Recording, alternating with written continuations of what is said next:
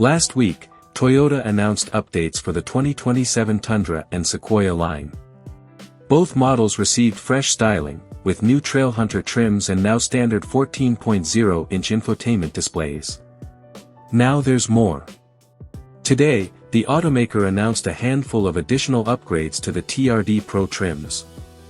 The most obvious update is the availability of a new exterior color, honeycomb. Toyota says it looks like honey, with a golden yellow hue. Both vehicles also receive newly designed Fox-enhanced QS3 shocks tuned to each model. Red tow hooks are standard, while Toyota's ISO dynamic seats are available. The automaker hasn't detailed the 2027 Tacoma or 4Runner just yet, so there could be other changes coming, but the TRD Pro models are getting new colors, too. The Tacoma gets the same new honeycomb color. The 4Runner TRD Pro receives a slightly different shade called Hot Honey.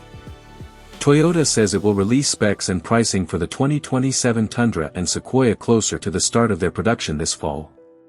We expect additional details on the 2027 Tacoma and 4Runner in the coming months, too.